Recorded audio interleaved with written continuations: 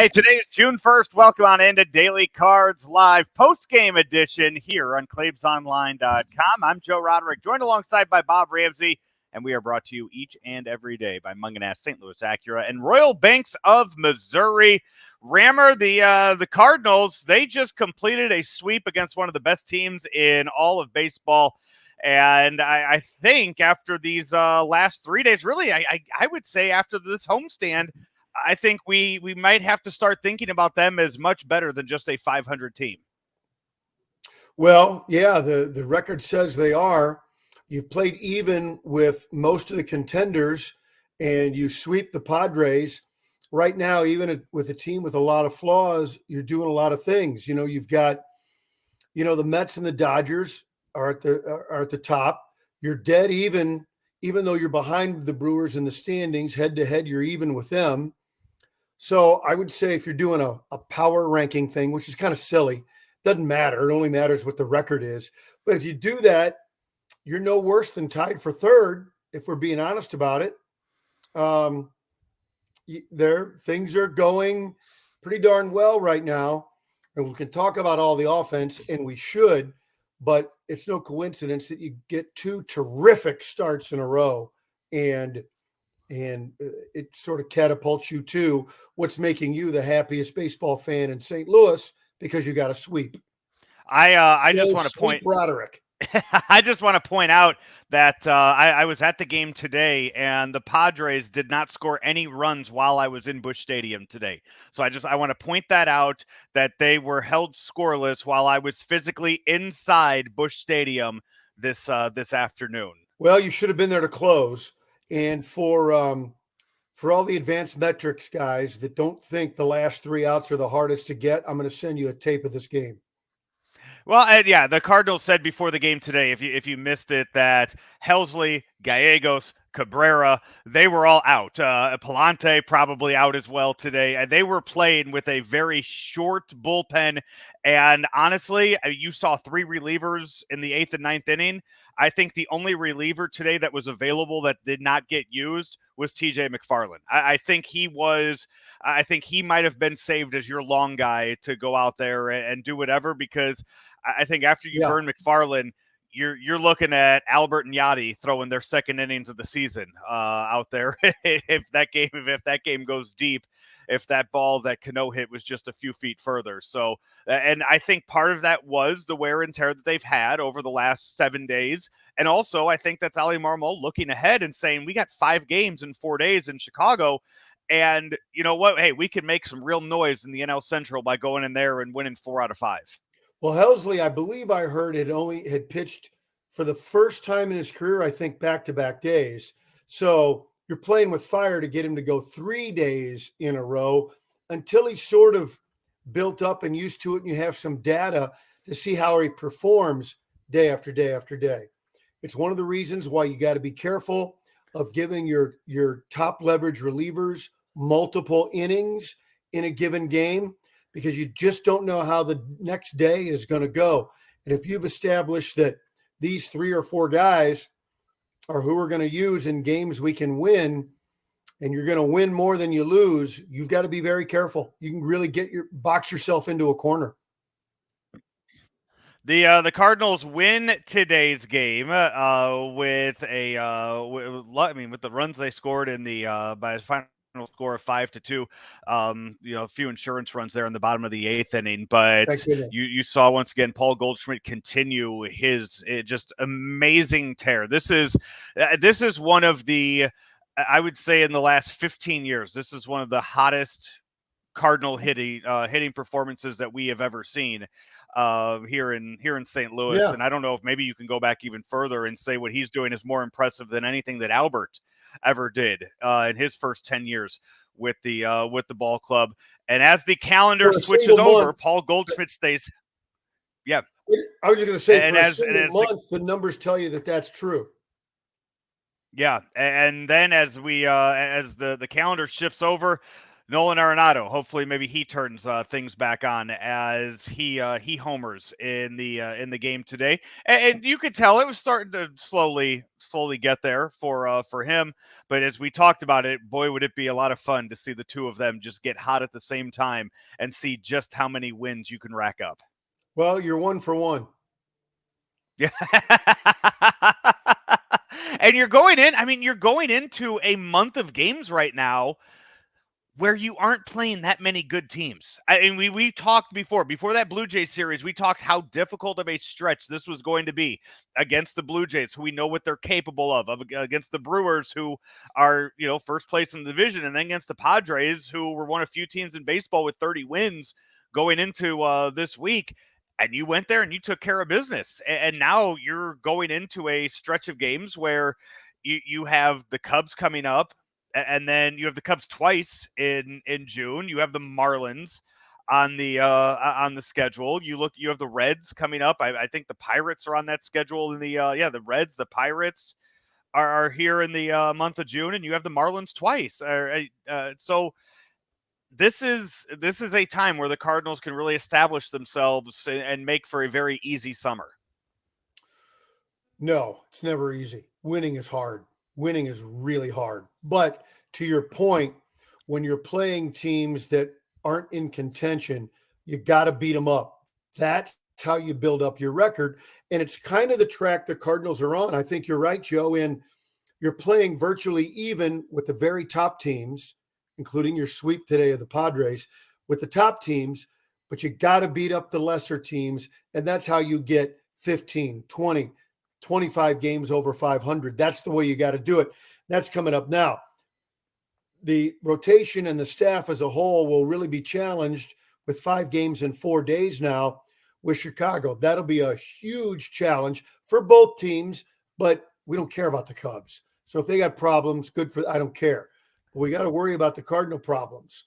And then stepping back a little bit to worrying about things that we have no control over, which is what we do in sports media. As I look ahead, when O'Neill and Carlson come back, who goes? And I'm already looking at Dickerson and Sosa as guys that have to pick it up. And I think we can see, assuming reasonable response time in getting healthy and in a playing groove again and back on the big roster, we might be talking 2-3 weeks. So there's a lot of time out there, but I think we see how this thing's going to shape up. And I think it's going to be a pretty darn good roster.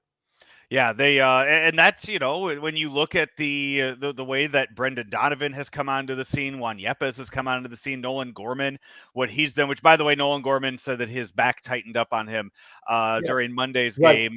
We knew that he wasn't going to play against Blake Snell yesterday, but that explains why he was not in the lineup today against Yu Darvish. But when you have those 3 young guys playing so well, it's going to put pressure on O'Neill and Carlson to come back and play at the top level, because you know what? You go over, real easy to take you out the next day. And I think, I think Sosa, I would say he's safe for now. I would say it's easy to send Nootbaar back down to AAA. And I tell you what, if Carlson and O'Neill come back and they're healthy, I don't know if Corey Dickerson's on this roster in July. Well, I'm just going personal opinion, and there may be some factors I'm not thinking of. But just because of what Nootbaar does defensively, and we saw it yesterday in that terrific Wainwright start, to me, he's got an edge on Corey unless Corey starts hitting. And I like Nootbaar as the 4th outfielder, and I like Donovan as the backup infielder. And that's really all you have room for anyway. If you say, Nootbaar is the 4th outfielder, though, who are your first 3? Are we saying that O'Neill and Carlson are healthy when you're calling Nootbaar your 4th outfielder? Or are you saying now on this roster today? No, that's what I was talking about. Okay. That 2-3 weeks from now, whenever O'Neill and Carlson are back and on the roster, that there's going to be 2 spots that have to clear out for them. That's my point. Yeah, so it's as we know, I don't know. I don't know where the calendar lies, but I think Carlson is due back very soon, if not sometime in this Cubs series. maybe down in Tampa during the series against the Rays. I think Hamstrings Carlson. are tough. You got to be really, really careful. Yeah, he was out running yesterday on it. That's We good. know it's a 10-day issue, but remember it was a half grade strain. Half That's grade. true. That's true. I have never heard of a half grade strain, Yeah. but I was lucky in school to get half grades. That's when I heard about it. But never in regard to a muscle. No. Yeah, no timetable really has been set on Tyler O'Neill. And if we're going to be talking about these guys, what's really crazy to think about? When's the last time you heard Paul DeYoung's name mentioned? Well, I haven't been talking about Memphis, so no. I said when he went down, I don't think he'll be back as a Cardinal. I said that at the time. And I don't believe it, and I hope he does well. I hope he does a Matt Carpenter thing and ends up somewhere else. And I think maybe if he can make a little more contact, he could have several more years in his career as a backup infielder, playing all 4 infield spots as a right-handed bat off the bench and a backup guy. But he's got to show he can hit a little bit again. And I root for him. He was a good Cardinal, and by all accounts, a good citizen. So we haven't talked about him because I don't think he's a factor in the Cardinals at all. Which is a testament to how good all of the other guys from Memphis have been since they've come up. That's, when you make a call up like that, the hope is that those guys, you don't have to send them back down if you're calling them up to be up here for good. And I think all 3 of the guys that we've mentioned, Yepes, Donovan, and Gorman, have all proved that they belong up here at the big league level, and they're going to stay. So there you have it. You made a good point, though, about Nootbaar. If he doesn't look like he's getting his stroke back, and this is the pretend time of, let's call it 3 weeks from now when both O'Neill and Carlson are back and ready to play, that you may be right. You may keep Sosa because of Donovan ostensibly being a 4th outfielder for you. So maybe you do that and send Dickerson and Nootbaar both back down. You might be shorting yourself a left-handed bat, though. So I think it depends on what kind of production you're getting from people whenever that magical day arrives. This has been another edition of Daily Cards Live. Cardinals win 5-2. Let me interrupt for one other thing. One of my favorite things today, aside from the Arenado big day, was leadoff for the Cardinals in the bottom of the 1st inning. It's the way baseball should be played today. Brendan Donovan took one. It was up and in, but he was able to get his hands through and hit a nice little grounder to the left side opposite the shift. They overshifted him, and he intentionally hit it the other way. It wasn't crushed, but he got it going, and he got the inning started. Now, they ended up not scoring for other reasons, but that's the way baseball should be played. And Donovan has become one of my favorite players because of that one at bat. That happened to me in softball last night, Rammer. They shifted everybody to right field, and I hit a routine fly ball right where the left fielder should have been standing, but there was nobody there, and I was just like, you know what? They thought they had the book on me, and they didn't. So yeah, you missed the pitch. I do want to say, you bringing up Donovan did bring Nootbaar. You're talking about hasn't found his swing yet. He could not have hit 2 of those balls any harder today. Yeah, the double play, I think, was around 105 miles per hour off the bat, and then the line drive was 100 miles off the bat. Those are tough luck outs that he hit can play. Today. The kid can play. That's going to do it. Cardinals win 5-2 over the Padres, completing the sweep today at Busch Stadium. They head up to Chicago. It is a night game tomorrow night. So it's night game tomorrow night, afternoon game on Friday, doubleheader on Saturday. They're all over the place. So make sure you look at what time they are playing this weekend up in Chicago. Their first visit up there, first time seeing the Cubs in 2022.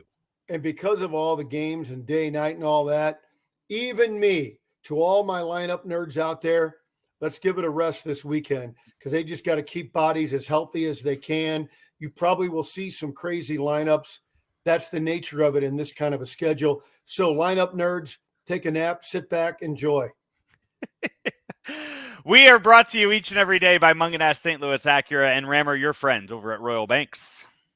Royal Banks of Missouri, where better service means better banking. Member FDIC, an equal housing lender. He's Bob Ramsey. I'm Joe Roderick. We will talk to you tomorrow before Cubs and Cardinals 5-game series up in Wrigley. Until then, have a great rest of your Wednesday. At St. Louis Acura, new inventory is arriving daily, both new and pre-owned. Our buying team adds a higher level of personalized service that others can't match. We sell over 100 pre-owned vehicles monthly, and many of these are matched by our buying teams in Missouri and Illinois. As new Acura production ramps up, be one of the lucky ones to try the newest Type S models now available. Performance has never been so stylish and comfortable. St. Louis Acura remains committed to becoming better than ever for you.